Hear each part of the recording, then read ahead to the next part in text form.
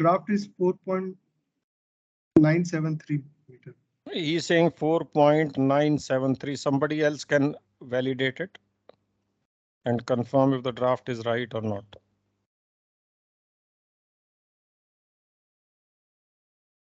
Yes, sir. 4.973, sir. Okay. Anybody has any questions up to draft first? Is somebody still calculating? I can wait for you to complete. करो फिर, करके मुझे बता दो बेटा जैसे हो जाएगा please. Let me know why waste time. जैसे हो जाएगा बता दो मुझे.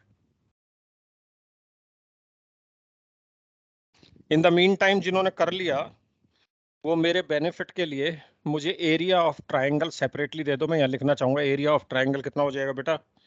6 इंटू दिस तो 6 दूनी 12 हासिल 1 6 निम 54 1 55 5 18 और 5 23 2 2 2 62.352 इसका एरिया हो जाएगा.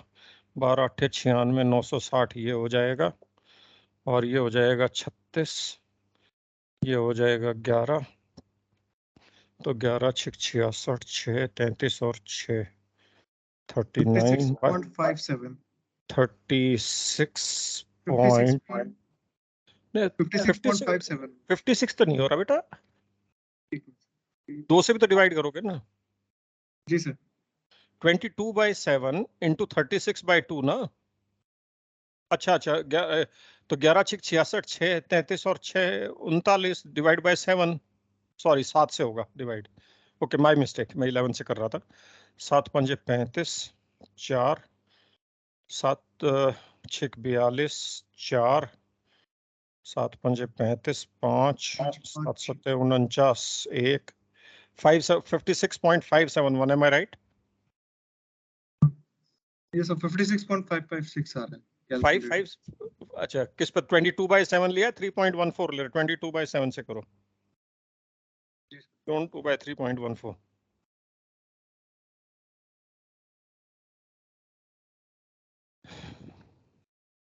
बाकी सबका डी तक कैलकुलेशन हो गया. अब can we discuss further.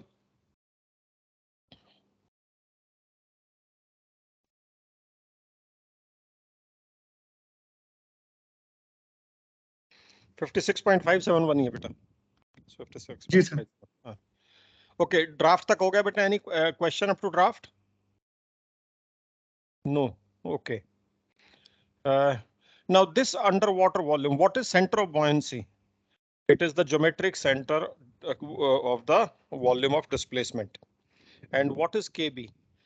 The distance of that geometric center from the keel. So you tell me guys, इसमें जो किसी भी वाटर प्लेन पे या इस पे आ जाओ तुम पहले इस वाले पे आ जाओ.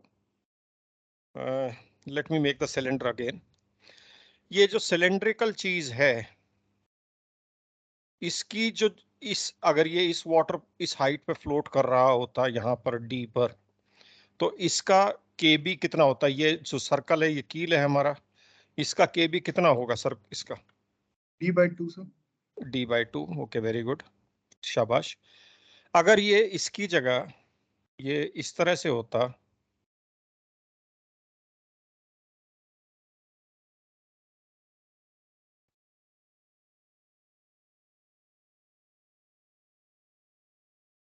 ये इस तरह से होता और यहाँ डी पर फ्लोट कर रहा होता तो सेंटर ऑफ केबी कितना होता?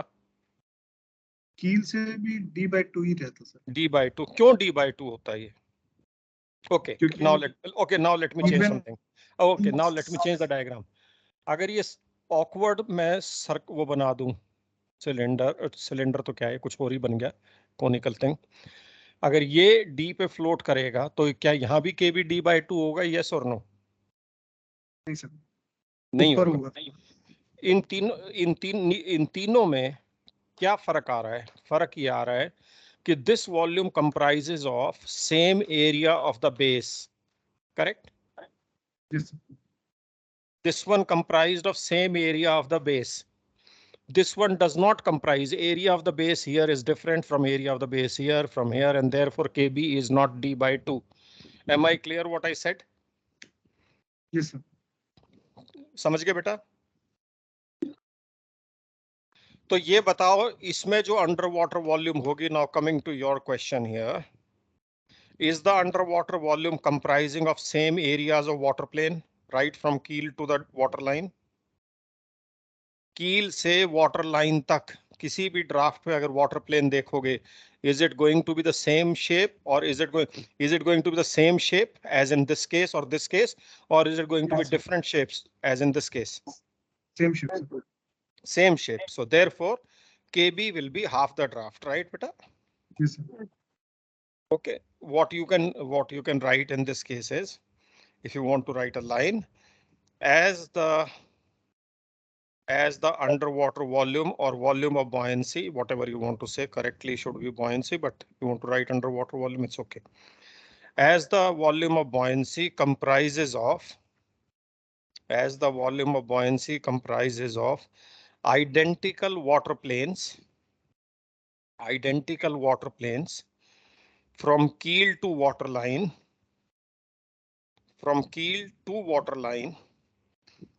therefore KB will be D by 2, and ये जो D है इसको 2 से डिवाइड करके थर्ड डेसिमल प्लेस तक इसका आंसर दे दीजिए, that will be the answer to the KB. Clear? Is the KB part clear, guys? Yes, sir.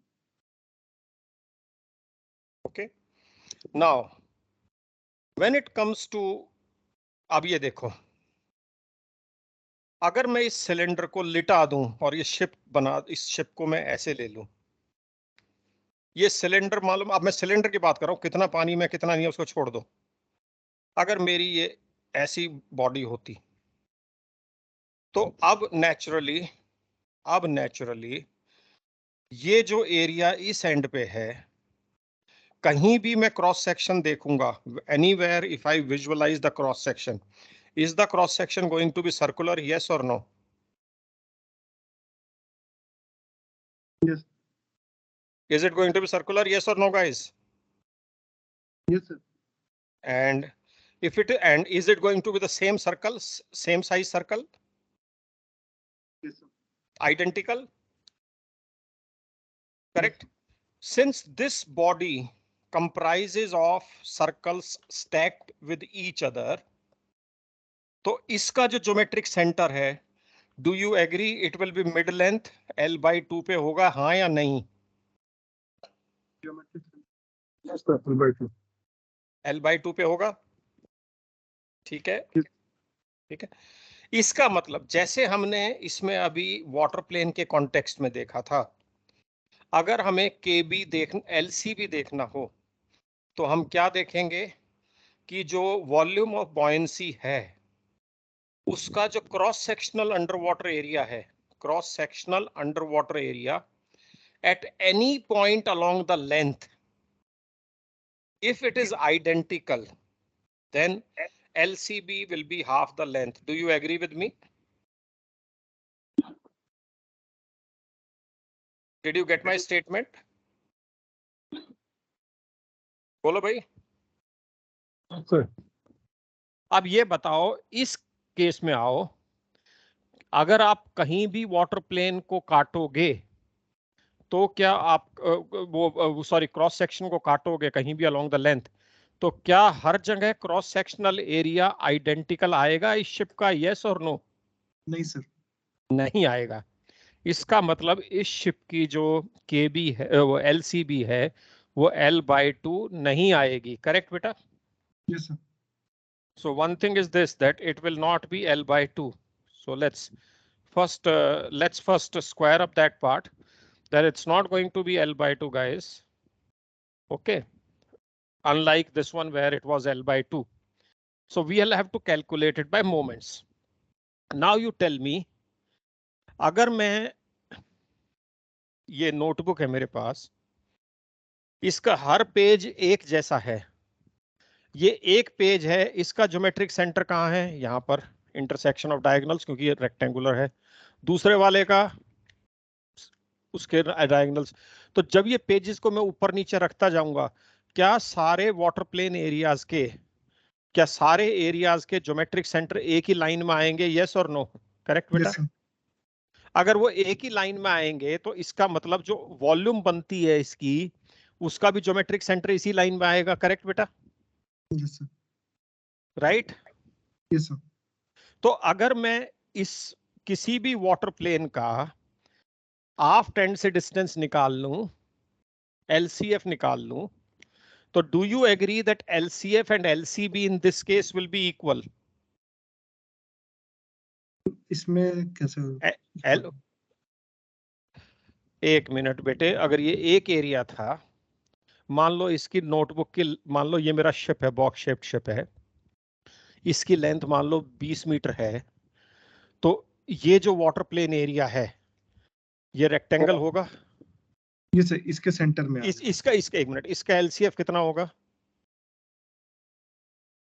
20/2 sir. LCF कितना होगा? L/2 sir. Okay, 10 meters, 20/2, correct, very good. दूसरा water plane आया, उसका Yes, sir. LCF कितना होगा? 10 metre. तीसरा आया, उसका कितना होगा? 10 मीटर। ये सारे इकट्ठे होके सबके एलसीएफ इस लाइन में आ गए, यस और नो? जी सर। अगर सबके एलसीएफ यहाँ आ गए तो ये जो वॉल्यूम बनी, इसका ज्योमेट्रिक सेंटर भी इसी लाइन में आएगा। Yes sir. तो इसका के बी क्या, एलसीबी क्या होगा? 10 मीटर। Yes sir. करेक्ट?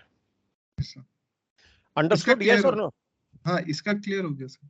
ये, अरे तो वहां पे मल्टीपल शेप्स हैं, एक हो दो वाटर, एक प्लेन की बात हो रही थी ना, it was comprising of water plane areas. जी सर। यहाँ पे सिर्फ एक था, सुन मेरी बात, यहाँ पे सिर्फ एक था। अगर इसके आगे एक ट्रायंगुलर भी बना लो, ओके छोड़ो इसको तुम, let me see if I can get something soft. वो समझ गए सर, वो समझ गए? तो सो ट्रायंगल और सर्कल का कैसे तो ऐड करेंगे? What I am saying is, अगर अभी ट्रायंगल सर्कल का तुम्हें मैंने बताया तो सही, ये अच्छा ओके, मान लो मेरा जो ये जो सिलेंडर था, एक मिनट, ये जो मेरा, एक मिनट, जो सिलेंडर था ऐसे, सपोज ये मैंने पानी में फ्लोट कराया, let me just sort it out once for all. Suppose it is floating at this water line, I am asking you, अगर मैं इसको कहीं भी क्रॉस सेक्शन देखूं तो under water cross sectional area क्या कैसा होगा? सोच के बताओ, under water cross sectional area. Okay, first tell me what will be the full cross sectional area, shape of the full cross sectional area क्या होगी? Full circle sir. सर्कल, शाबाश। और इसमें वाटर लाइन कहाँ होगी? इसके सेंटर से पास होगी। जी sir. So this will be the underwater cross sectional area at any point. Yes sir. Correct? तो जब ये underwater volume जो है इतनी, it is comprising of what? It is comprising of identical semicircles, correct? Stacked together. Yes sir. तो इस case में भी एलसीबी क्या होगी? एलसीबी होगी L/2। Yes sir. करेक्ट बेटा? Yes sir. क्यों? क्योंकि हमारा हर क्रॉस सेक्शनल एरिया आइडेंटिकल है अंडर वाटर पोर्शन, करेक्ट? लेकिन इस केस में KB will not be equal to D/2. Do you agree? Yes sir. In this case, KB will not be equal to D/2, right? Yes sir. बोलो भाई class. और भाई I am not talking to only one person, तुम्हें समझ में आ रहा है नहीं आ रहा? क्योंकि दोबारा ये डाउट लेके आओगे, दोबारा नहीं बताने वाला मैं। Yes sir. Okay, so what am I saying कि अगर मेरा under water cross sectional area हर पॉइंट पे, लेंथ से हर पॉइंट पे, under water cross sectional area अगर हर पॉइंट पे आइडेंटिकल हो तो मेरी LCB L/2 होगी। करेक्ट बेटा? ये बात तो तुम एग्री कर गए, ठीक है? दूसरी बात जहां पे हम थे वो ये था कि जो इस वाटर प्लेन का LCF था वही इस पूरी वॉल्यूम का LCB बना। क्यों? क्योंकि पूरी की पूरी वॉल्यूम में हर वाटर प्लेन आइडेंटिकल था। यस और no? Yes sir. So if you want you can take down one more line, अगर रट के ही काम चलाना है तो। अगर विजुअलाइजेशन में प्रॉब्लम हो रही है तो लिख लो 2-3 पॉइंट्स। एक तो मैंने अभी आपको क्या लिखाया, क्या लिखवाया, इफ द पहला पॉइंट मैंने आपको लिखवाया था, if the water plane is identical from keel to water line, KB will be D/2.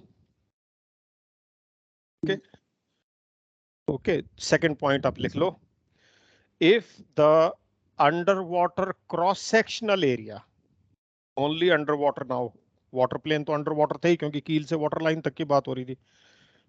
If the underwater cross-sectional area at every point along the length, that means from one end to the other, at every point along the length is identical, then LCB or AB, whatever you may be calling it, LCB or AB will be L/2. Agreed, guys? Agreed, sir. If above conditions are not true, if above conditions are not true, then LCB and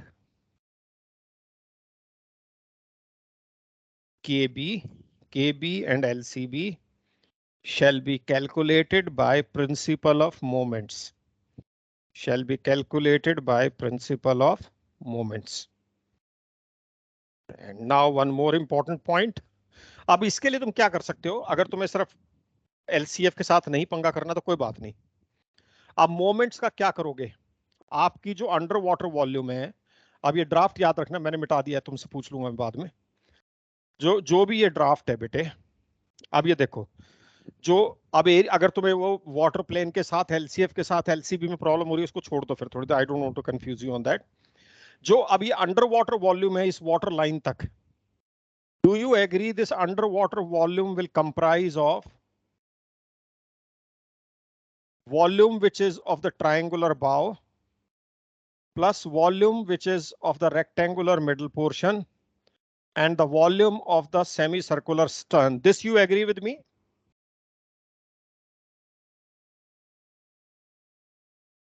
Yes. Tell me guys, how will I get this volume of triangular underwater volume of the triangular portion? Bow के portion की underwater volume कैसे निकलेगी? Look at the diagram and tell me. So area into draft. Area of the triangle into draft, because base is the triangle, draft is the height, correct beta? Yes. Okay, तो ये कितना हो जाएगा? तुमने draft कितना calculate करके बताया था मुझे?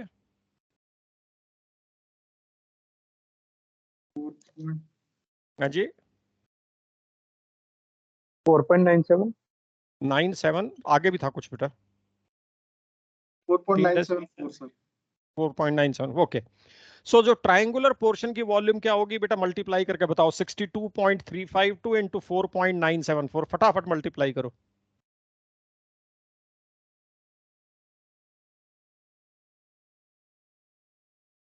310.310 डेसिमल प्लेस तक दे दो. 149. 149. ओके, शाबाश.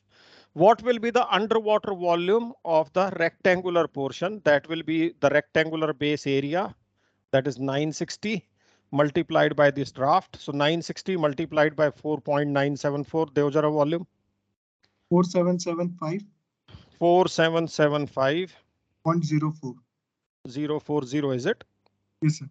Okay. Semicircular का क्या होगा? Area of the base 56.571 into draft 4.974. ये वैल्यू भी दे दो बेटा मुझे, क्या मल्टीप्लाई करके.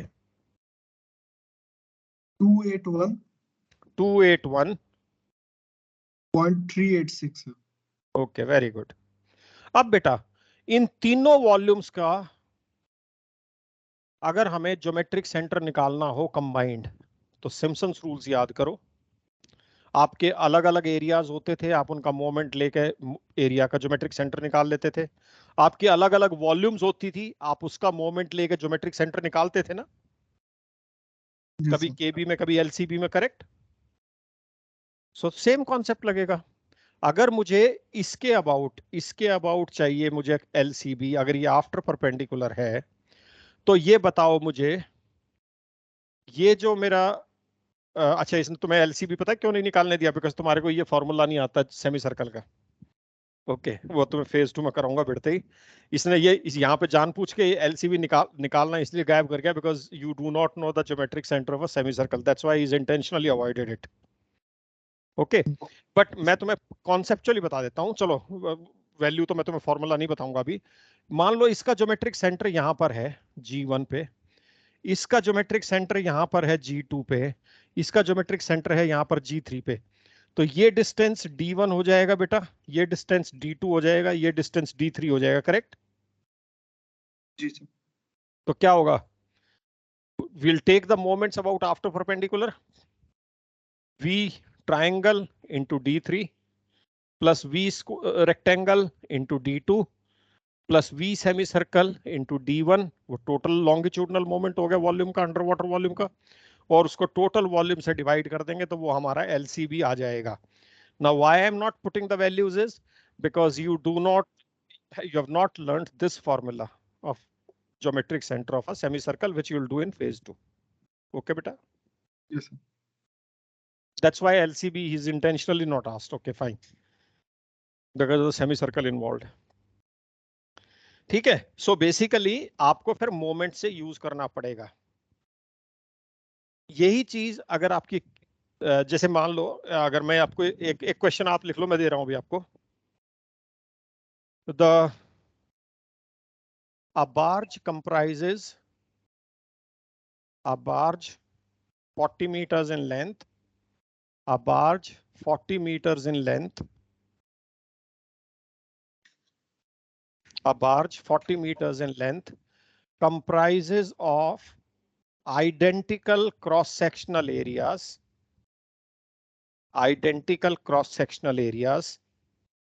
comprising of a rectangle,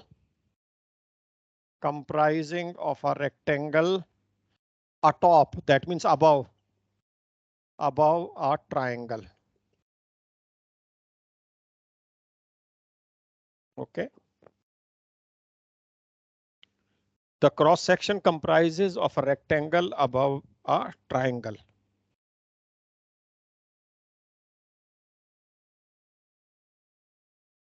The rectangle measures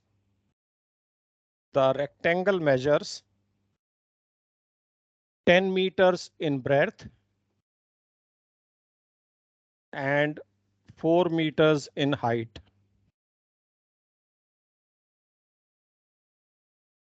And the triangle is 3 meters high.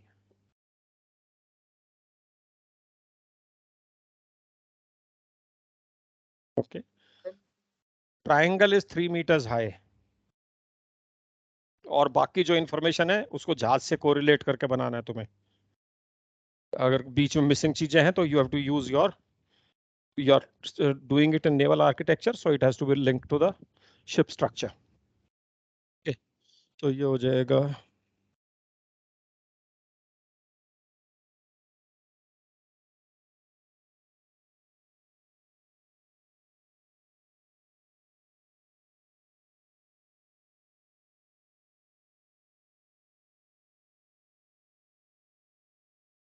okay.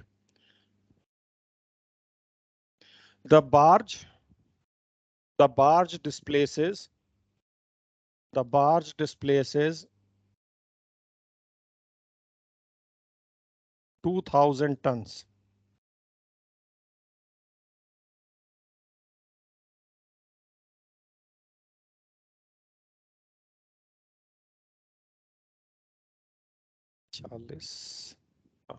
Barge displaces 2,000 tons in seawater.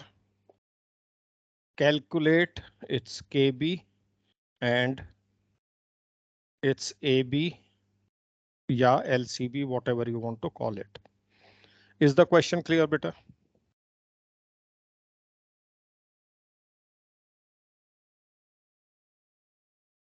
Is the question clear? Yes sir. That means how is the barge? इसने triangle की चौड़ाई नहीं दी है, लेकिन अगर ship पे तुम बनाओगे तो कैसा होगा barge? Your rectangle would be like this. This is the breadth of the rectangle. This is the height of the rectangle, and height of the triangle is 3 meters.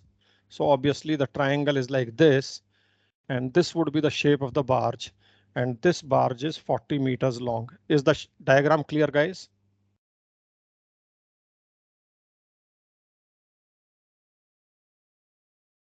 Yes.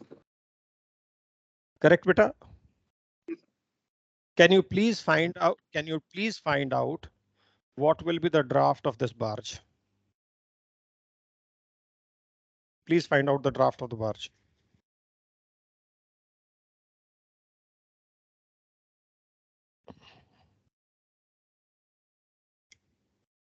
फटाफट, अगले 2 मिनट में.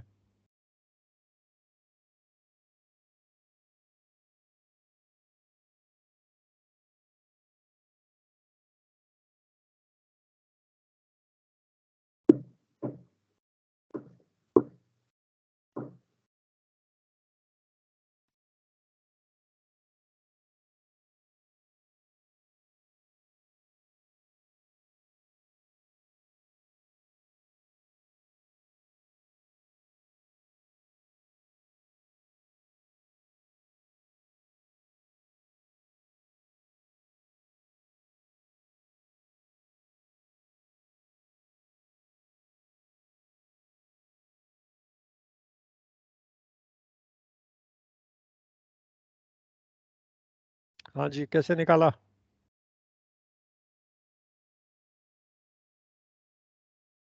Anybody who's got the draft?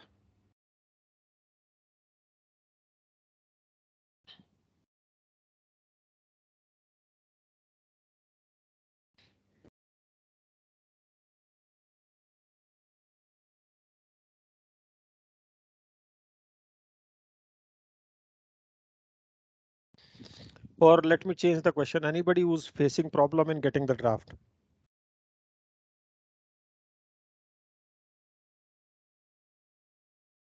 नहीं तो शाबाश, फिर draft निकालो.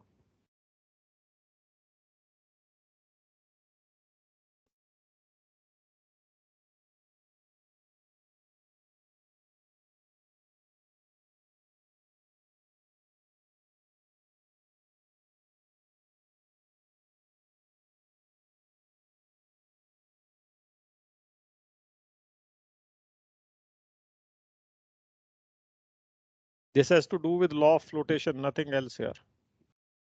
Yes, sir.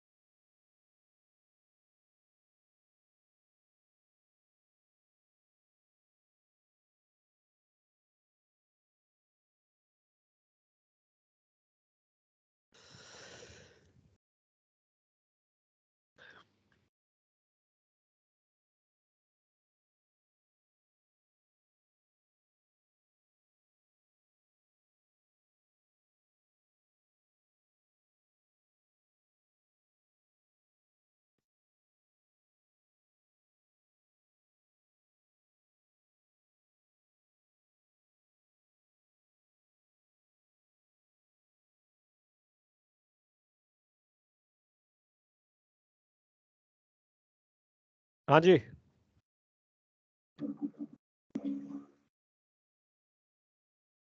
Somebody is trying to respond, बेटा सुना ही नहीं दे रहा.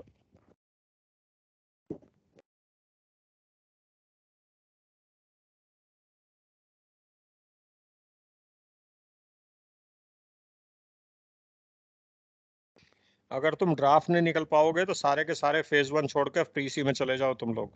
That draft is हाँ, ड्राफ्ट इज हाउ मच बेटा? I'll just write, I don't know. Tell me whatever you want to say. How much is the draft you're saying? 6.378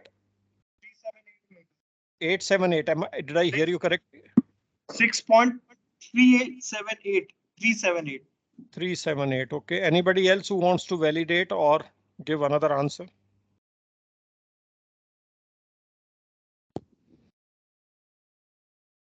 देखो class के response से पता चल रहा है कि most of you are either not interested in doing and तो मेरा भी ये है कि या तो फिर मैं फटाफट करके निकल जाऊं, बिकॉज फिर बार बार रिपीट करने में मुझे भी इरिटेशन होती है बेटा एक ही चीज. See, I can teach people who are interested. I'm not really interested in teaching those who are not interested. मैं उनको कब तक हाथ पकड़ के चलाऊंगा? Anybody who feels he doesn't know how to get the draft? ठीक है. So I'll assume this draft is correct. I don't know whether it is correct or not, and we'll continue doing, because if everybody knows how to calculate the draft, then end of the story है. Sir बता दीजिए sir एक बार please. नहीं तो अब तक क्या तुम्हारे मुंह में दही जमी हुई थी बेटा? या for same shit I have to speak 20 times in the class? Am I not a human being who will keep repeating the same sentence 10 times? और तुम हाथ पे हाथ रख के बैठे रहोगे?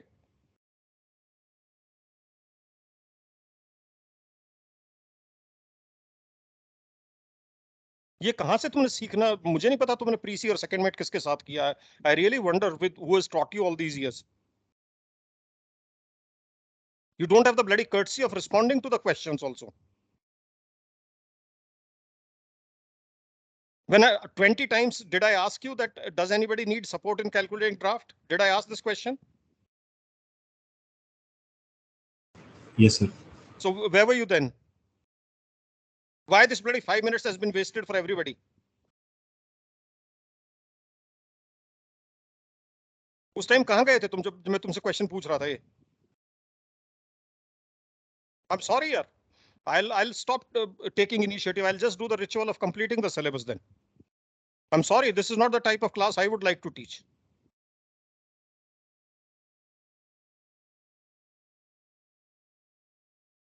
बंदे को फर्क ही नहीं पड़ रहा, वो हाथ पे हाथ रख के बैठा कि वो ड्राफ्ट तो निकालेगा, मैं फिर उसको लिख लूंगा, फिर बोलेगा रिकॉर्डिंग कर दो, फिर बोलेगा रिकॉर्डिंग भेज दो. ये कौन सा ढंग है तुम्हारा पढ़ने का भाई?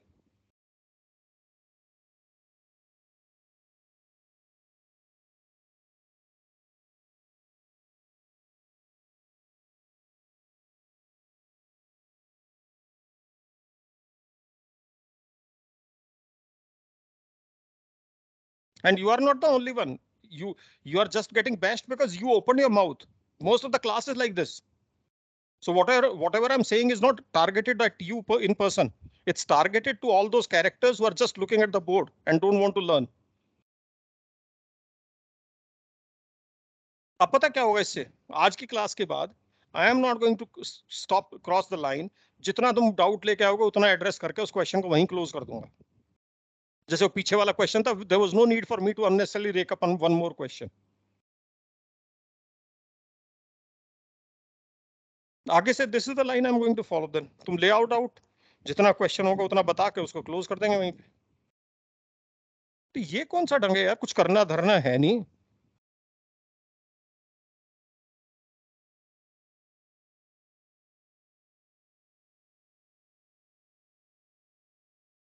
रोहित तुमने रिवाइज कितना कर लिया? How much have you revised?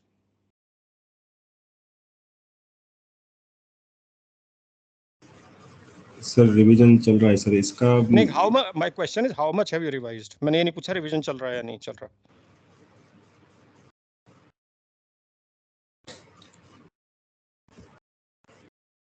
Sir अभी जो class which topics have you revised? Revision तो पुराने वाले का होगा, जो करंट है वो तो कवर किया गया है. That is not revision. How much have you revised is my question to you. So let's not keep going in circles because that irritates me more.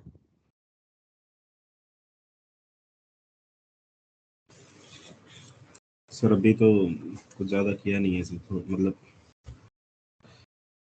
So अभी that तो is यही what, चल रहा है class में जो चल रहा है सर, जो अभी क्लास में चल रहा है सर अभी वही पढ़ रहे हैं सर. अभी रिवीजन किया नहीं है ज्यादा. तो वो कब अगले साल करोगे? नहीं सर वो करनी है. When the class started, were you advised to do MV Inship 80 questions? Were you? Yes sir. Has that been started? हाँ सर मैं लिस्ट वगैरह ट्रिम के क्वेश्चन चालू कर दिए सर करने. लिस्ट के कर तो list you are okay with MV in ship list, is it? हाँ लिस्ट में एक क्वेश्चन नहीं आया था सर, बाकी तो हो गए सर। मतलब बुक के तो हो गए थे, एक एग्जाम मतलब लास्ट पास्ट ईयर में एक क्वेश्चन आया था वो नहीं हुआ, बाकी हो गए थे। 2-3 ही क्वेश्चन मिले थे सर पास्ट ईयर के में लिस्ट के। छोड़ यार, क्यों गोली दे रहा है बेकार में? Why you want to get into it? Anyway, that's not what I want to waste my time with. Okay, in this case, the volume of displacement, underwater volume of the vessel will be equal to 2000 divided by 1.025. जिसने calculate किया, can you give me the underwater volume, beta? Sir, 1951.220. 1951.220 cubic meters.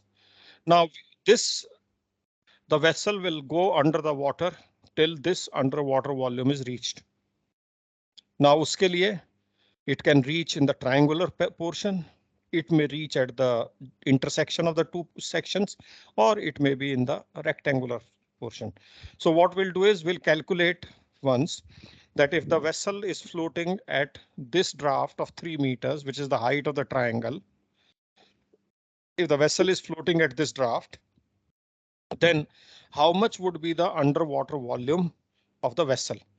If that underwater volume happens to be more than this, that means the water line will be in the triangular portion itself. If that is exactly equal to this, that means water line is here at 3 meters draft. If that happens to be less than this, that means water line is somewhere in the rectangular region. Correct, beta? Yes, sir. So for the triangular portion, we'll have to again get the area into length. Area के लिए ये side हमारी 10 हो जाएगी, ये 3 meter height है. So yeah, so volume into triangular of the triangular portion will be equal to half into base into height into 40. So many cubic meters. 600 cubic meter will be the volume displaced if the vessel's draft becomes 3 meters, right? Yes, sir. Now that means the water line is somewhere here. Okay, now this what that means this portion, the rectangular underwater portion, will have to account for the difference. So volume to be displaced by the rectangular portion would be 600 less from here. 1351.220 cubic meters will be the volume to be made good by immersion of the rectangular portion. Correct, beta? Correct? Yes, sir. Yes, sir. So that now if this is the draft, D1 is the depth of the rectangular portion. This is not the draft. And this D2 is the depth of the triangular portion. Obviously, my draft would be equal to D1 plus D2. Agreed? Yes, sir. D2 we already know is 3 meters. Now this volume has to make up for 1351. So this rectangular portion volume will be this area, cross-sectional area underwater in the rectangular region, which is 10 into D1 is the area multiplied by length 40 meters. This volume has to account for 1351.220 cubic meters. Correct, beta? And this gives us value of D1. How much do we get D1? 3.378. 3.378. That means the draft of the vessel is 3 meters plus 3.378 meters. That means 6.378 meters.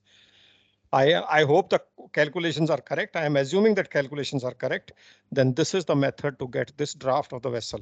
So this question could have been calculate the draft of the vessel. KB शेबी छोड़ो, इतने में ही आधे लोग वहीं पे तुम लुढ़क लोगे. This is simple law of flotation. So there is nothing much in it. So is the draft calculation clear? 6.378 beta? Yes, sir. इसमें सर मैं डिस्प्लेसमेंट से गया जैसे आप वॉल्यूम से गए सर. हाँ बेटा, पहली बात तो डिस्प्लेसमेंट से सेंटर ऑफ बॉयंसी का why I am doing it volume with volume is एक तो वो तो डिस्प्ले तुमने क्या है इसको डिस्प्ले इधर इस साइड 1.025 से मल्टीप्लाई कर दिया ना. जी सर, मतलब तो मैंने पहले वॉल्यूम निकाल लिया, वो यहीं पे खत्म कर दिया उसको.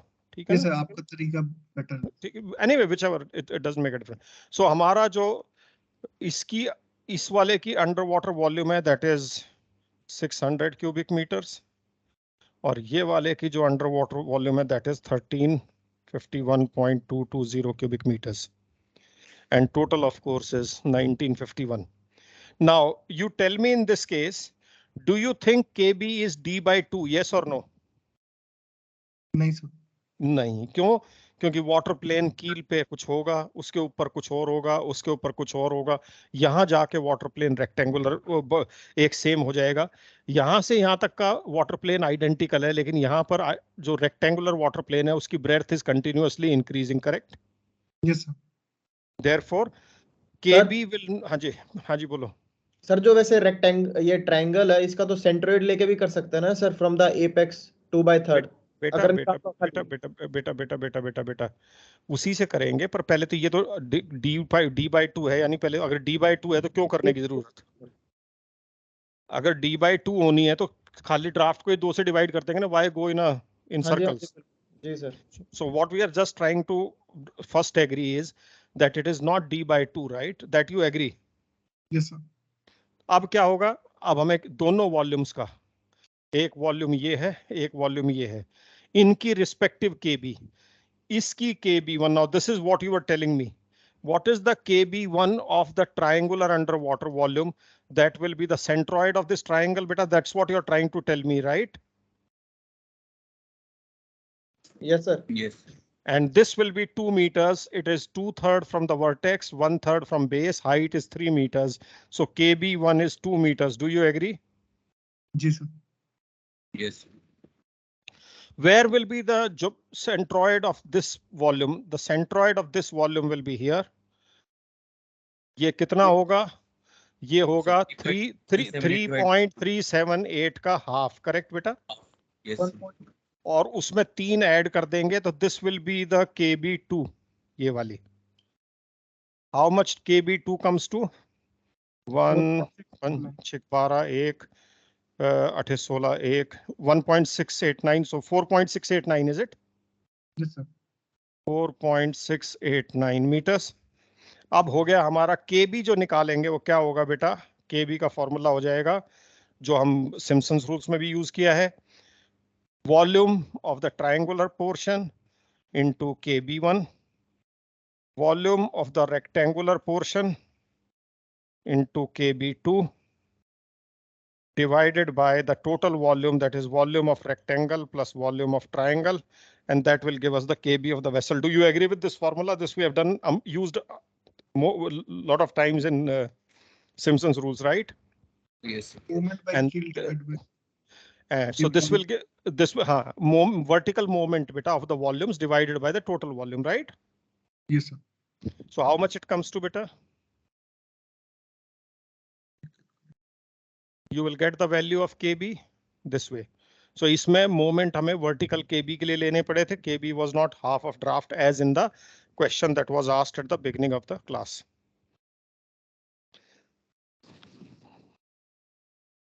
अब दूसरा, ये तो तुम निकाल ही लोगे, मत जमा घटा है, इसका कोई बात नहीं। अब इसका मुझे AB निकालना है। अब AB देखो बेटा, visualize the under water cross sectional area along the entire length and tell me whether it will be half the length, yes or no? Yes sir. In this case, it will be half the, so you can say that since the underwater cross sectional areas at all points along the length are identical, और कैसी shape है underwater cross sectional area की? इस type की shape है, और हाँ, और underwater portion कैसा है? ये जो shaded portion है, this is the underwater portion at any point along the length, right? Yes sir. With this height being 6.378. Since it is identical from one end to the other, so the geometric center will be at half the length. So AB will be 20 meters in this case, 40 by 2, 20 meters. Correct, beta? Yes sir. 20 meters. और KB तुम यहाँ values डालकर निकाल लो. Okay, so that takes care of our center of buoyancy. और कौन सा topic है जिस पे परेशानी हो रही है? सर छोटी छोटी डाउट है सर एक। हाँ, छोटी छोटी डाउट के लिए तो क्लास है बेटा। सर किसी क्वेश्चन में अगर एंगल ऑफ मैक्सिमम स्टेबिलिटी दे दिया तो इसका मतलब सर वो एंगल जिसपे जीजेड की वैल्यू मैक्सिमम है, ये जीजेड कर्व के क्वेश्चंस में सर। पहली बात तो stability is not one parameter, even there is lot of debate on the ships also. जब पोर्ट स्टेट आता है and they say what is damage stability में worst case scenario, right? Yes sir. उस पे भी बहुत डिबेट चल रही है। कोई कहता है जीजेड से, कोई कहता है जीएम से, कोई किसी से, right? So there is no question, there is this statement is absurd कि what is the maximum stability. Okay sir. हाँ, आपको you have to be more specific, क्योंकि स्टेबिलिटी के अलग अलग पैरामीटर्स हैं। कहीं पे आपकी डायनेमिकल स्टेबिलिटी तो आगे तक बढ़ती जाएगी अगर कोई डायनेमिकल स्टेबिलिटी की बात करेगा तो। हाँ जी। तो किस पैरामीटर, तो this statement is absurd, it's not a complete statement. या तो उसके आगे पीछे जो बात हो रही है उसके कॉन्टेक्स्ट में पढ़ा जाएगा उसको। Okay sir. बट अगर मैं खाली ये कहूँ where does the ship have maximum stability, that's an absurd statement बेटा। ठीक है सर, वो क्वेश्चन सर इसलिए पूछा बस, वो समझ में। तो क्वेश्चन पढ़ो, उसके साथ वही मैं कह रहा हूँ ना, there may be a context to it. Sir कुछ नहीं है सर, बस ये बताना कि कर्व से सर, कर्व बनाओ सर, एक नॉर्मल डिस्प्लेसमेंट दे रखी है सर और केजी दे रखी है सर। कर्व बनानी है सर, उसमें बताना है कि जैसे रेंज ऑफ पॉजिटिव स्टेबिलिटी, वो तो सर वैनिशिंग स्टेबिलिटी तक ले लेंगे, 0 टू वैनिशिंग स्टेबिलिटी तक। ठीक है। फिर अगला सेकंड पार्ट है angle of maximum stability sir. Angle of maximum stability, maximum GZ होगा बेटा, वो कुछ नहीं लिखने में वैसे गड़बड़, this must be maximum GZ. अब उसने वही निकाला है, बस वही डाउट आ गया सर थोड़ी। मैं बोला वो उस कॉन्टेक्स्ट में उसने मैक्सिमम जीजेड पूछना होगा, उसने मैक्सिमम स्टेबिलिटी लिख दिया। जी जी। और कॉन्ट्राफ्लेक्शन तो आपने बताया ही था कि contraflexion where it changes from concave to convex and angle of deck immersion. हाँ जी सर। एक और क्वेश्चन था सर, उसमें केएम छोटा है केजी बड़ा है, मतलब सर शिप तो एंगल ऑफ लॉल का बनेगा ना बेटा, उसमें नीचे से बनेगा। एंगल ऑफ लॉल निकालो सर। हाँ, तो उसकी डायग्राम जब ड्रॉ करोगे तो पहले नीचे से होएगा ना, वो जो उस दिन बात हमने की थी कि अनस्टेबल वेसल का जो डायग्राम है जीजेड का, वो इस तरह से बनेगा ना। Yes sir. And this will be the angle of lol. ठीक है सर। अपने आप जो वैल्यूज प्लॉट करोगे अपने आप ये शेप आ जाएगी इसकी। ठीक है सर। ओके सर एक ये एंगल ऑफ डाउन फ्लडिंग बता दोगे सर एक बारी सर? बेटा हाँ, एंगल ऑफ डाउन फ्लडिंग वो होता है बेटा कि शिप में कुछ स्ट्रक्चर्स ऐसी होती हैं कि अगर वो पानी में चली जाए, वो पानी के नीचे चली जाए, तो वहां से प्रोग्रेसिव फ्लडिंग होती रहती है। प्रोग्रेसिव फ्लडिंग मतलब पहले थोड़ा पानी गया, अब पानी रुका नहीं, उससे जहाज और इंक्लाइन हो गया, फिर और तेजी से चला गया, फिर और इंक्लाइन हो गया, तो दैट इज कॉल्ड प्रोग्रेसिव, जहां पे angle of inclination progressively increase होता जाता है बिकॉज ऑफ द फ्लडिंग। ठीक है, so that is called progressive flooding, जहां फ्लडिंग के कारण फर्दर फ्लडिंग बढ़ती जाए, that is called as progressive flooding. Is the word progressive flooding clear now? Yes sir. Okay, तो कुछ देखिए, कुछ ऐसा होता है जैसे मान लो आपकी डेक पानी में डेक का एज इमर्स हो गया, वहां तक कोई भी चीज आपकी ऐसी नहीं है जो वाटर टाइट नहीं है, करेक्ट? ठीक है। Yes. उसके बाद जहाज अगर और हील होगा तो एयर पाइप पानी के लेवल पे आ जाएंगे, करेक्ट? Yes okay, sir. आपकी फिर और हील होगा क्योंकि एयर पाइप आपके शिप के एज पे होते हैं, फिर और हील होगा तो हो सकता है आपका हैच कोमिंग वगैरह पानी के लेवल पे आ जाए, करेक्ट? कार्गो शिप्स के हो सकता है होल्ड वेंट्स पानी के लेवल पे आ जाएं। ओके, सो ये जो जैसे जैसे हील बढ़ता जाएगा, ये जो स्ट्रक्चर्स हैं which are suppose to be at a certain height and clear of water level, with increasing angle of heel they may reach the water level. And obviously ये एंगल ऑफ हील कितने पे ये जाएंगे पानी के level पे, वो depend करेगा शिप का ड्राफ्ट पे। अगर शिप लाइट कंडीशन में है तो ज्यादा हील चाहिएगी उनको पानी के लेवल पे लाने के लिए, और अगर शिप लोडेड कंडीशन में क्योंकि फ्री बोर्ड कम हो गया तो at a lower angle of heel these things will reach the water line, right? Okay sir. Sir फिर एंगल ऑफ डेक इमर्शन क्या हो गया सर? नहीं तो एंगल ऑफ डेक इमर्शन है जहां पे डेक एज जो है वो पानी के लेवल पे पहुंचेगा, that is angle of deck immersion. Okay sir. जहां हील होते होते होते होते तुम्हारा, अगर मान लो स्टारबोर्ड साइड हील हो रही है तो स्टारबोर्ड साइड का जो डेक का एज है वो जो पानी पे पहुंचेगा, that is the angle of deck immersion. Okay sir. Okay, अब एंगल ऑफ डेक इमर्शन के बाद कुछ ओपनिंग्स आपकी ऐसी हो सकती है जिनके थ्रू प्रोग्रेसिव फ्लडिंग हो जाए, दैट मींस उसके बाद आप उस फ्लडिंग को रोक नहीं सकते once it starts off from there. Okay, now such flooding, such cases, as I told you, अगर आपने कुछ आपके वेंट्स हैं, ठीक है, किसी कंपार्टमेंट के वेंट्स हैं, they could be the openings through which progressive flooding can take place. Okay, then आपका जो कार्गो होल्ड वगैरह भी है, they are all supposed to be, hatch cover की बात कर रहा हूँ मैं, कार्गो शिप की, आई am not talking of tankers. Tankers में they are supposed to be oil tight and obviously then they're water tight also, but I'm talking of dry cargo ships. In dry cargo ships, your hatch covers are supposed to be weather tight and they are not supposed to be water tight. Okay, तो जब ये सारी चीजें पानी के नीचे जानी शुरू हो जाती हैं तो वहां से आपके होल्ड्स वगैरह में पानी जाने के चांसेस बढ़ जाते हैं। तो शिप की स्ट्रक्चर के बेस पे वो angle, and of course it is dependent on draft or displacement, at a given draft or displacement, ऐसी कौन सी पहली ओपनिंग है जो पानी में पहुंचेगी through which progressive flooding can take place, that angle of inclination और heel is called as angle of down flooding.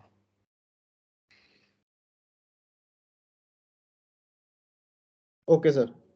Okay, so angle of down flooding is that angle of heel at which, अगर तुम्हें लिखना हो, it is that angle of heel at which, हाँ, angle of down flooding is the angle of heel at a given draft or displacement at which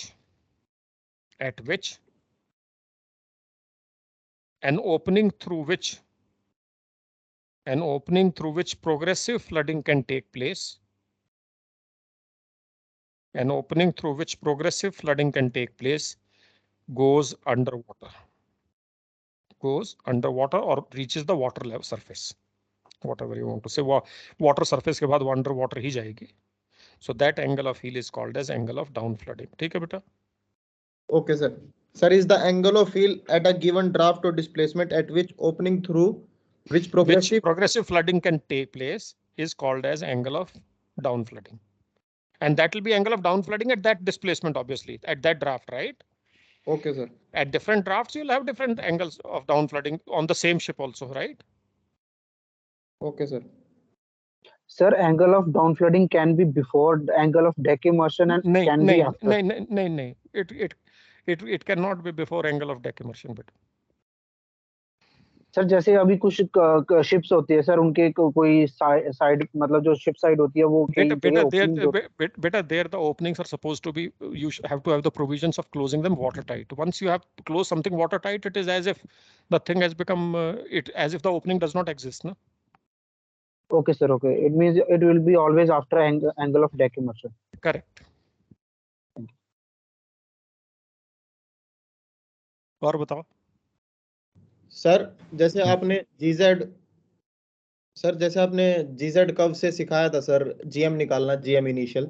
हाँ, estimate कर रहे हैं। हाँ जी, हाँ जी सर, एस्टिमेटेड आ जाएगा सर 57.3 पे अगर हम परपेंडिकुलर ड्रॉ करेंगे, फिर उससे दोबारा एक्स एक्सिस पे ड्रॉ करेंगे तो आ जाएगा सर। सर अगर शिप हील है सर, सॉरी लिस्ट है सर शिप, सर उसकी जो हम कर्व बनाएंगे उसमें हम जीजी कोस थीटा लगाते हैं, राइट, और फिर हम जीजेड निकालते हैं सर, तो वो कर्व बनती है सर। उस वाली कर्व से भी सर जीएम इनिशियल ले सकते हैं सर हम? नहीं, उस कर्व से जीएम इनिशियल नहीं ले सकते। जीएम इनिशियल जो है, पहली बात तो what is GM initial? GM initial is when the vessel is upright. Yes sir. तो उसके लिए आपको अपराइट कंडीशन वाले जीजेड की डायग्राम बनाने पड़ेंगे, okay, without GG one cos theta. Okay, kn minus kg sin theta वाली ना sir? Correct, because GM initial angle of list पे निकालने का तुक ही नहीं बनता ना, because GM initial is when vessel is upright यार। हाँ सर, वो इसलिए पूछा, अगर कोई क्वेश्चन अगर ऐसा आ जाए तो। नहीं, GM initial can not be, it can be found from unstable ship जिसमें एंगल ऑफ लॉ लो, उस पे भी निकाल सकते हैं जीएम इनिशियल। उसमें नीचे की तरफ परपेंडिकुलर जाएगा तो माइनस जीएम हो जाएगा, करेक्ट। और दूसरे नॉर्मल स्टेबल अपराइट वेसल में भी निकाल लेंगे। लिस्टेड शिप के लिए अगर आपको जीएम इनिशियल निकालना है तो आपको उसकी अपराइट वाली कर्व ड्रॉ करनी पड़ेगी, फिर आपको जीएम इनिशियल निकलेगा। ओके, और सर ये जो ये इनिशियल निकलता है सर, इसमें एफएससी इंक्लूडेड होती है या एक्सक्लूडेड होती है? It is included for the simple reason, जब आपने जीजेड बनाया था उसमें आपने करेक्टेड केजी लगाई है। ठीक है सर। क्योंकि आपने जो GZ kg sin थीटा की करेक्शन लगाई थी KN में, यस सर। उसमें आपने kg फ्लूइड लगाई थी, जी जी।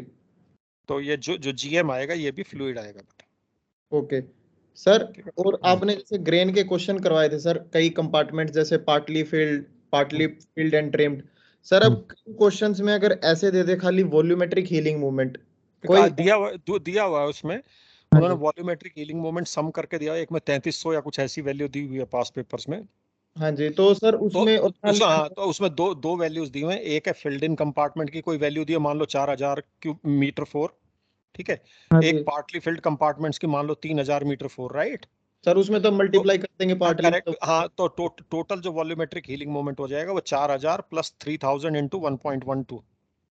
सर एक क्वेश्चन ऐसा दे रखा है सर कि जिसमें खाली वॉल्यूमेट्रिक हीलिंग मूवमेंट दे रखी है, ना तो पार्टली फील्ड लिखा हुआ है ना बस तो सर उसको वो उसको यूज कर लो डायरेक्टली, वो तो अब जब उसमें। इंफॉर्मेशन उतनी, हाँ, उसको कैसे, on what basis will you apply anything else बेटा।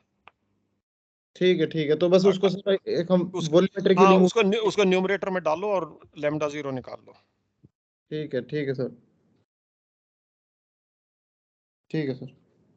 ओके, चलो you can take a break में कुछ और क्वेश्चन है तो देख लो। अभी now it's 12:40, let's meet at 1 o'clock। 1 o'clock तक कुछ और क्वेश्चन निकालने हैं तो निकाल लो, ठीक है बेटा। ओके, चलो लेट्स सर ये कनेक्ट। हाँ एक चीज सर, ये एंगल ऑफ फ्लडिंग नाम की भी कोई टर्म होती है या फिर एंगल ये of same down flooding? Angle of down flooding and angle of flooding is the same. Okay okay sir. Angle of flooding is same as angle of down flooding. Sometimes people just remove this word down flooding, you know. Okay, they are same better. Okay, chalo, Okay, sir. let's connect at 1.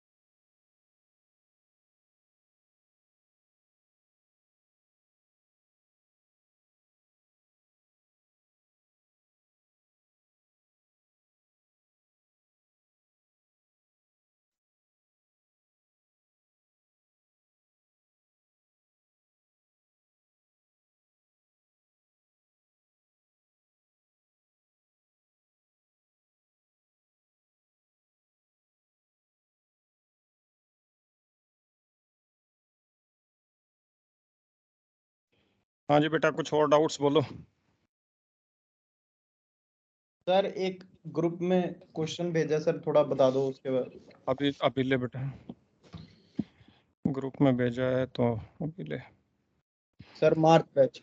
All of you can see the questions since he sent something in the group. Please see the group question.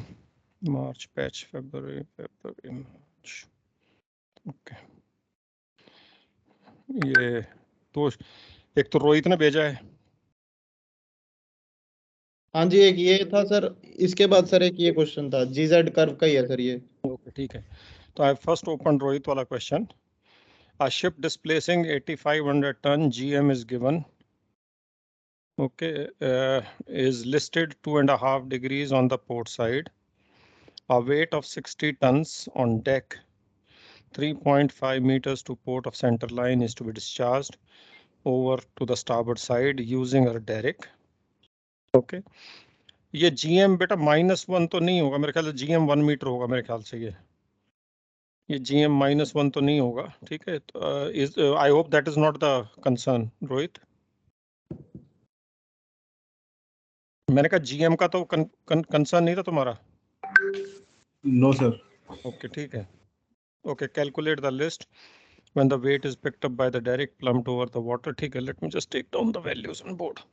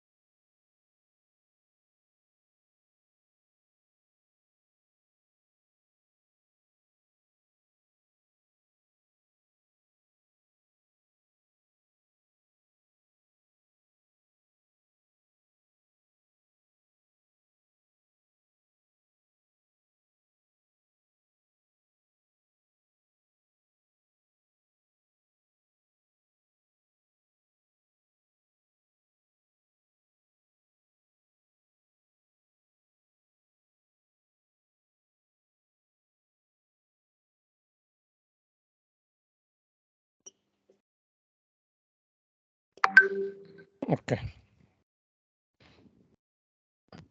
Now the first part is first and foremost, Rohit, what is the formula for list beta?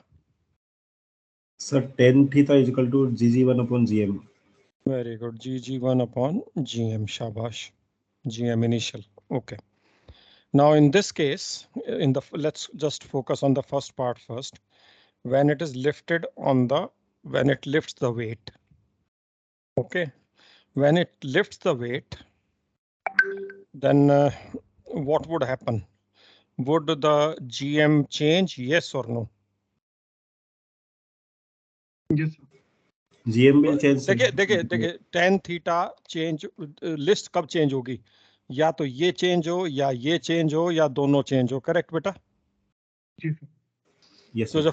जब first part question का हुआ, उस time आपका GG1 change होगा, yes or no? हाँ The sir.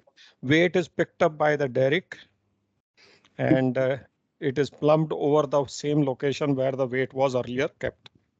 So will GG1 transfer change? at the end of first stage, first operation.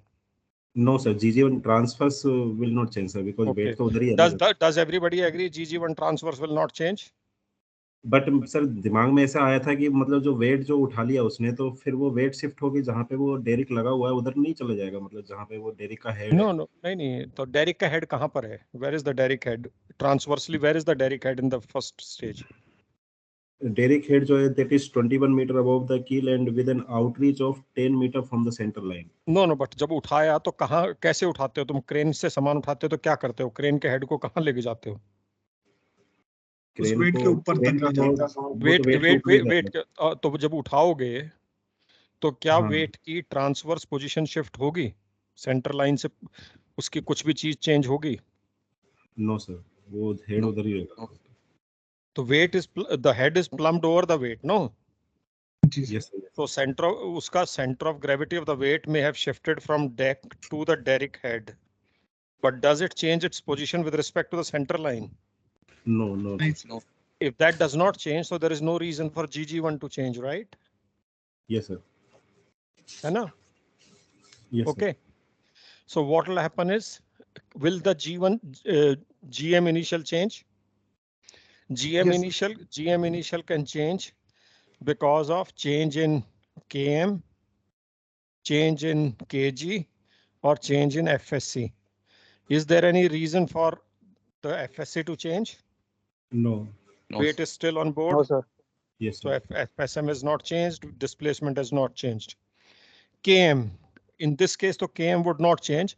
हालांकि हमारे को इस क्वेश्चन में उसने KM दी नहीं हुई है, तो we may be forced to continue believing that KM remains unchanged, but इस केस में तो KM change ही नहीं होगा because weight is still on board, right? Yes sir. Okay. The only thing that has changed is kg. Why? Because अगर ये Derek है, ये Derek को यहाँ प्लम किया, पहले वेट इधर था, ये कील है शिप की, ये इनिशियली 11.5 मीटर्स पे था, डेरिक का हेड जो है ये 21 मीटर्स है फ्रॉम द कील, और अब ये डेरिक पे ये सामान आपने उठा लिया है, तो ये जो W60 टन है इसकी केजी यहाँ की बजाय यहाँ पहुंच गई, करेक्ट बेटा? Yes yes sir, correct. Okay, that will cause the Yes, kg sir. of the ship to move up by how much? GG1 vertical upwards, right beta? Sir. Yes sir. How much Yes. would that be? 60 into Into D will be 8.5. 9.5. 8.5. 9.5. अच्छा 21 में से minus करोगे 9.5 आ रहा है. Okay. 9.5. 9.5 divided by 8500. How much is the GG1 vertical beta? Upwards. Sir, 0.067. 0.067. Okay. Okay. इसका मतलब अगर kg ऊपर गया है तो GM रिड्यूस होगा या इंक्रीज होगा? Reduce. Reduce. How much will it reduce by? It will reduce by 0.067. Yes sir. Correct. So initially my ship is listed 2.5 degrees to port. So initially condition में tan 2.5 degrees will be equal to GG1 transverse. Okay, and GG1 transverse क्या होता है? W into D, या जो भी listing moment होगा, चलो GG1 transverse रख लेते हैं, GG1 transverse upon GM initial, correct बेटा? Yes. ओके, अब इसका क्या है बेटा? लिस्टिंग मोमेंट ये तो चेंज हुआ नहीं है, only thing that has changed is GM. Okay, so what you can do is, the question is asking it's what will be the list at end of it. So हमें इसके लिए GM इसने हमें दिया हुआ है. So now the new GM will reduce, correct beta? पहले हम क्या कर सकते हैं? GG1 transverse listing moment निकाल सकते हैं. So the listing moment would be equal to this will be equal to initial listing moment upon displacement into GM initial. Correct beta? List का formula further ऐसे breakup होगा, yes or no? Yes sir. Okay. So initial listing moment क्या होगा? Initial listing moment will be equal to tan 2.5 degrees into displacement into GM initial. So many ton meter to port will be the initial listing moment, correct? Yes. Yes or no? Yes, sir. Okay. So how much is the initial listing moment, beta? Value दे दो. Sir, 371.1. 371.1 ton meter. And this is to port. Okay. When you lift, does the listing moment change? Yes or no? Now answer one more time. No, sir. No, sir. Very good. Listing No. moment does not change. Does the displacement change? No, it does No, not change. Does the GM change? Yes. Yes. It gets reduced by amount of 0.067. So end of stage 1, GM will be equal to 1 minus 0.067 will be equal to 3.0333 meters, right, beta? Yes. Am I right, guys? Sir और ये by default जो GM है GM fluid है ना एक तरह से. नहीं, जब क्वेश्चन की स्ट्रक्चर जो आंसर है वो जो उसमें जिस तरह की इंफॉर्मेशन है वो उसमें तुम क्या कर सकते हो. ओके. करेक्ट. और वैसे भी जब जीएम दिया होता तो जीएम फ्लूइड दिया होता बाय डिफॉल्ट, राइट? है ना बेटा? Yes sir. तो at the end of first stage, the list will be equal to tan theta. What will be the final listing moment at end of stage 1? Mark my sentence very carefully. Stage 1 के end में, what is the final listing moment? It is same 371.1, correct? What is the displacement at the end of stage 1? Same as before. 8,000. And what is the GM at the end of stage 1? It is 0.033. This will give me this. 9.33 होगा ना sir, 1 minus 0.067. अच्छा, जो भी है कितना 0.933 is it? Okay. Yes. ठीक. 0.9, sorry, my mistake. 0.933. Okay. 0.933. This will give us the theta. Will it be to port or starboard? This will be port to the port. Why? Because the listing moment is to port. So this will give you the value of theta. That will be the list to port at the end of first operation when the weight has been listed. The weight has been just lifted by the derrick, plumbed over the cargo. Right, beta? Yes, sir. Yes. Is the end of stage 1 clear, beta? Yes, sir. और ये list बढ़ जाएगी क्योंकि GM कम हो गया. जरा calculate करके देखो कितनी लिस्ट आ रही है. जो पहले 2.5 डिग्री थी ये पोर्ट को लिस्ट बढ़ेगी. Sir, 2.67. Okay, so the list to the port has increased. So is the first question clear? First part of the question clear, beta? Sir ये जीएम में W into GML लिखा है sir, वो आपने कहाँ पे बेटा? वो 10 2.5 equal to GG1 transfers upon GM. तो initial listing moment upon W initial listing moment upon displacement into GM बेटा. GM initial. Okay sir.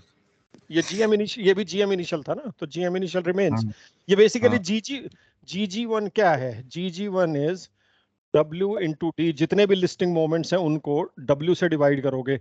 इसको हम क्या बोल देते हैं? Listing moment, correct? हाँ correct sir. Yes. So is the first part clear बेटा? And this will be to port. तो जब भी आप लिस्ट का आंसर दोगे तो आप साइड भी मेंशन करोगे लिस्ट पोर्ट को है या स्टारबोर्ड को. Can I rub out this lower part of the calculation?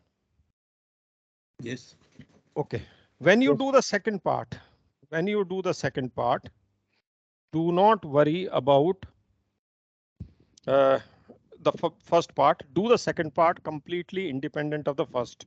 उसका रीजन ये होता है अगर फर्स्ट में कोई गलती हो तो वो अननेसेसरली सेकंड को भी गलत कर देता है. तो सेकंड पार्ट को when he says second part को कहता है when the derrick is swung out to which side? To the starboard side because you are discharging to starboard, correct beta? Yes sir. And in the second stage, is the weight still on ship or it has been discharged?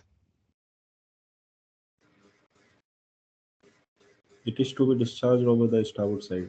No, मैं पूछ रहा हूँ जो question में second part है उसमें is the weight discharged or is it still on the ship? It is still on the ship, but it is just swung out. Yes sir. From its original position, it has now been swung out to starboard, right, beta? Yes sir. Come to this formula. Look at this formula. इसमें से क्या-क्या चीजें change होंगी? Sir D change होगा. Listing moment. Listing moment change होगा, displacement change नहीं होगा, और No. जीएम जो है वो 0.933 ही रह जाएगा, 0.933, राइट? क्योंकि it is still on the direct ना, the weight is still hanging on the direct, Yes, sir. Correct बेटा? Yes, sir. सो अब मैं तीनों चीज यहाँ आपके सामने कैलकुलेट करता हूँ before we put it in formula. What is the initial listing moment? You said 371.1 ton meter to port, ऐसे लिखो clearly. What is the listing moment caused? बेटा tell me the listing moment caused कैसे निकालें?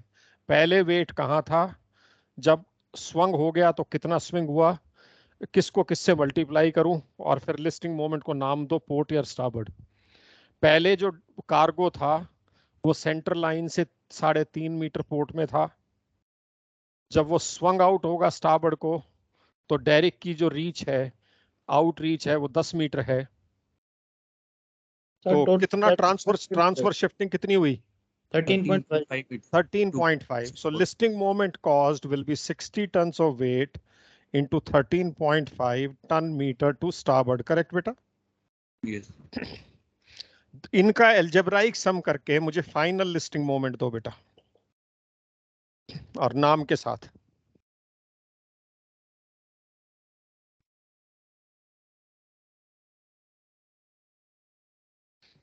Sir 438.9 to 438.9 0.9 ton meter to starboard. starboard. Does everybody starboard. understand this step? Yes, sir. Okay, very good. What is the displacement at the end of second operation? That is 8,500 ton, no change. What is the kg? It is same as in the first part, क्योंकि पहले part में kg जो है deck से direct head पे चला गया था. It is still at the direct head, so the kg will remain 0.933 meter. Am I right, guys?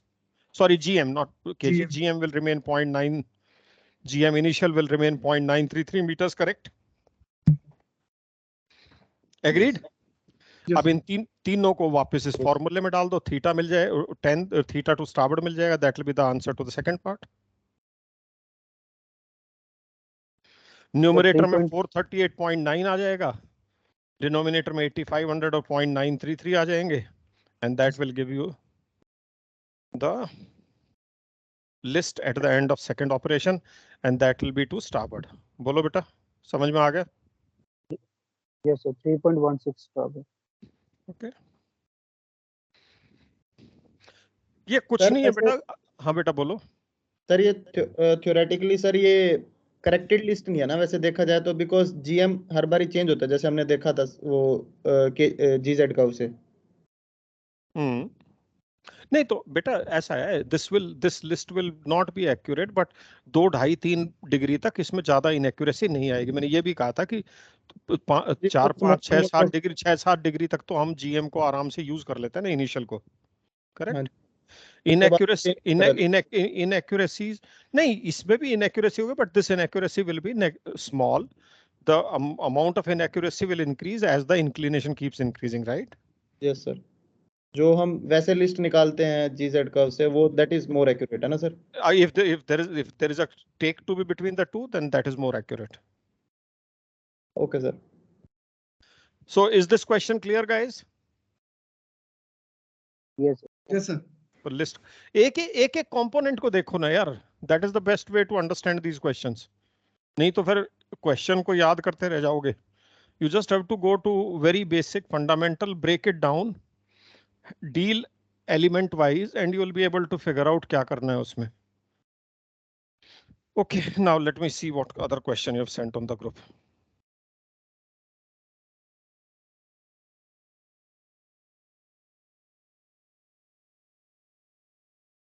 ये वाला जो ट्रायंगुलर वेसल वाले की बात कर रहे हो बेटा, या उससे ऊपर भी कुछ है? सर उससे ऊपर एक क्वेश्चन था सर, जीजेड. ओके, ये वाला. A ship which displaces 45,000 tons, is it? हाँ जी sir. Let me write down. मैं साथ साथ ही पढ़ लूंगा इसको. 45,000 tons. GM 0.67.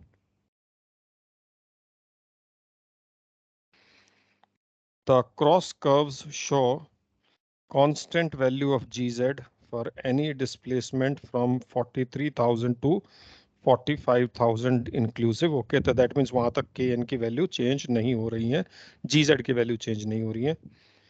And for ship's actual kg, the values of gz are as follows. Heel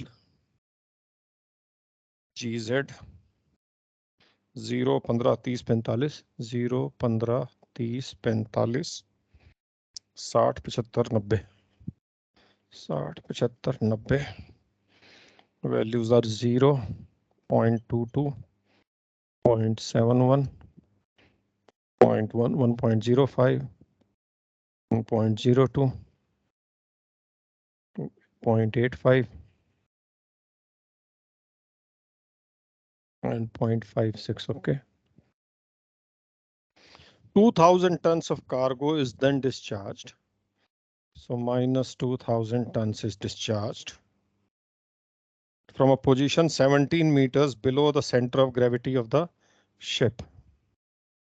So 17 meters is the distance of the geometric center of the cargo, center of gravity of the cargo from the center of gravity of the ship. हाँ, तो इसमें क्या problem है बेटा तुम्हें? Sir ये identical नहीं समझ में आया सर, निकालना फाइनल. ये कह रहा है कि जो यहाँ पर जीजेड की वैल्यूज है ना, ये 45,000 से अब 43,000 टन कार्गो डिस्प्लेसमेंट हो गया है. तो तुम ये जीजेड 43,000 पे भी यही जीजेड लेके चलो फॉर द इनिशियल केजी, जो भी पहले केजी थी. Okay sir. ये यहाँ पर शिप की कुछ केजी रही होगी बेटा. हाँ जी. उस केजी के लिए ये तुम्हारे जीजेड की वैल्यूज आई. ठीक है ठीक है. अब डिस्प्लेसमेंट हो गई, instead of 45,000 now the displacement has become 43,000 tons, right? Yes sir. तो वैसे तो तुम 43,000 टन होते तुम्हारा केएन भी चेंज हो जाएगा, करेक्ट? सर पर वो यहाँ कह पे रहा है तुम केएन छोड़ो, तुम्हारी ये जीजेड की वैल्यूज ही सेम ले लो 43 के लिए for this KG. Okay sir. ठीक है. तो अब आपने केजी चेंज कर दी है बेसिकली, करेक्ट? तो सर इसमें वो फिर जी जब आपको इसमें GG1 साइन थीटा की करेक्शन लगानी है, GG1 वर्टिकल प्लस हो और जाएगा वो. आपको नीचे से डिस्चार्ज किया है तो केजी ऊपर जाएगा तो माइनस होगा ना. सर हाँ डिस्चार्ज, सॉरी सर जीजेड कम, राइटिंग लीवर और कम हो जाएगा. करेक्ट. तो माइनस GG1 साइन थीटा इसमें से लगा दो, उसका नई जीजेड की वैल्यूज आ जाएंगे.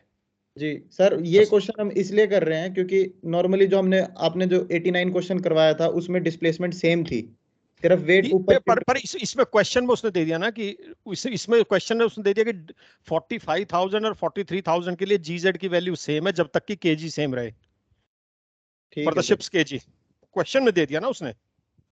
ओके. तो सर इसमें जो GM 0.67 दे रखा है उसका तो कोई यूज नहीं है ना सर? किसका ना, उसका कोई मीनिंग नहीं है यहाँ पे. उसका कोई मीनिंग नहीं. हाँ, उसका कोई मीनिंग नहीं है उसका. Okay sir. तो आप GG1 cos थीटा लगा दोगे ना सीधा. हाँ जी सर, समझ गया sir. And state the information obtained from GG sin theta, GG1 sin theta. वो और GG1 कैसे निकालोगे? GG1 निकालोगे, GG1 upwards will be equal to W is 2,000 tons into 17 upon 43,000. Yes sir. This will be GG1 vertical, right? ठीक है sir. Yes sir. Okay. एक और question किसी ने भेजा है. सर ये क्वेश्चन मैंने किया है बट मुझे देखना कि मैंने सही किया गलत किया. बेटा पहली बात तो इस क्वेश्चन में ना जो KM दे रखा है ना ये गलत है. This should be KG. Okay. A triangular vessel of width so much having a depth is so much. Find the draft at which the vessel will become unstable. भाई जब तक kg नहीं पता चलेगी तो unstable कैसे पता चलो करोगे, करेक्ट? बेटा kg के लिए आपको km और मतलब अनस्टेबल या अनस्टेबल के लिए आपको kg और km दोनों पता होने चाहिए ना. जी सर, kg बड़ा होगा km से. तो पर kg इसमें दिया कहाँ है उसने? नहीं सर, दिया नहीं. तो बेसिकली इसमें क्या है, ये जो km दिया हुआ है this should be actually kg which is given because ship की डिस्प्लेसमेंट सेम रख के आप इनफाइनाइट केजी कंडीशंस कर सकते हो ना, कार्गोज को ऊपर नीचे मूव करके वेट्स को, करेक्ट? राइट। सो इसमें जब तक केजी नहीं पता होगा तो कैसे होगा? तो मैं इस क्वेश्चन को क्या कहूंगा कि एक तो सबसे पहले तो इसमें if KM of the vessel की जगह इसको read it as if the KG of the vessel is 6.675।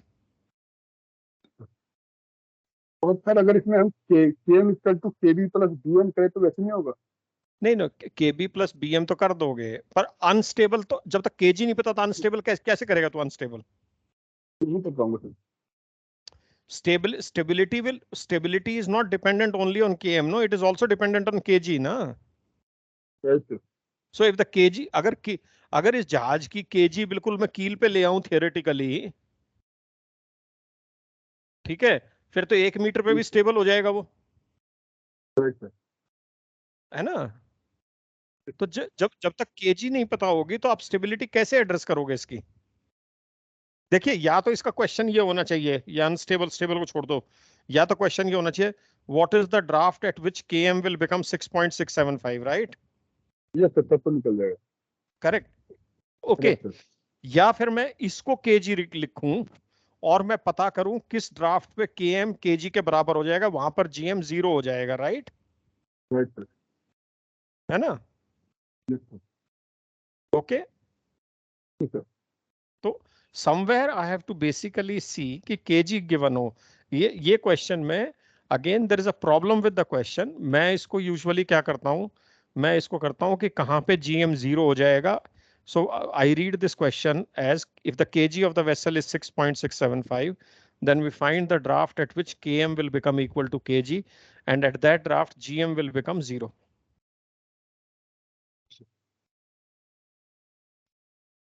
ठीक है ना? Yes sir. तो वो उस तरह से करना पड़ेगा इसको। ये क्वेश्चन का मतलब अब when the question is not correct, फिर आप उसको किस फॉर्म में रीड करना चाहते हो, दैट्स अप टू यू यार।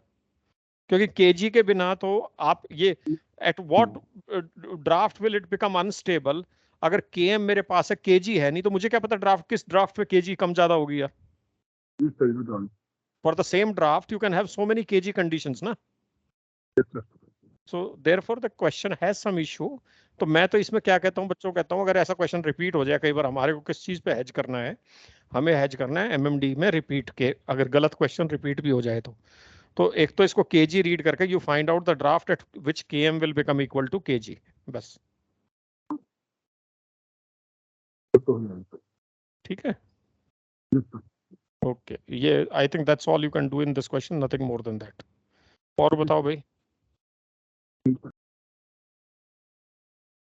ठीक है, सो एटलीस्ट आज हमारा बेटा थोड़ा केजी का कॉन्सेप्ट रिवाइज हो गया। और जिस पेपर से तुम ये क्वेश्चन उठा रहे थे ना केजी के और केबी के, Yes, I remember this question paper. I think this must have been now 2 साल तो कोविड में चले गए, 2 उससे पहले। This must have been about 6 years old paper, 6 to 7 years old paper। और जिस बार ये पेपर आया था सर ये नवंबर 12 का। अच्छा, ये दोबारा आ गया क्या ये? नहीं सर, नवंबर 2012 लिखा हुआ है इस पे। अच्छा, तो काफी पुराना है ना फिर ये, राइट? काफी पुराना सर। हाँ, तो जब ये आया था तो काफी बच्चे इसमें फेल हुए थे। मैं तो बता दूं क्योंकि लोग केजी केबी वगैरह के कॉन्सेप्ट से आउट ऑफ टच रहते हैं। ठीक है, और इसमें काफी बच्चे एकदम से लुढ़क गए थे। क्यों? लोग सिम्पसन्स रूल भी तैयार कर गए थे, लोग जीजेड कर्व भी तैयार कर गए थे, लोग बाकी चीजें भी तैयार करके चले गए थे। And then suddenly what happened was dry docking grounding भी कर गए थे। उसमें से क्या हुआ, 2 क्वेश्चन 3 में से ये आ गए, तो फिर बंदे सारे के सारे लुढ़कते हुए आए थे।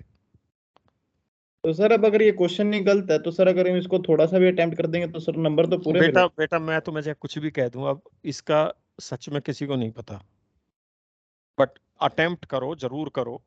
ठीक है, एंड हमने जो सुना है, क्योंकि कहीं पे ये लिखा तो है नहीं, ठीक है, फर्स्ट एंड फॉरमोस्ट तो साला एमएमडी वाले they should agree that it is a wrong question ना। और ये मैं तुम्हें जब कह सकता हूं जब इस पूरे प्रोसेस की ट्रांसपेरेंसी हो। So don't worry about what they will do, what you can do is आप क्वेश्चन को अपनी तरफ से वॉट एवर लॉजिकल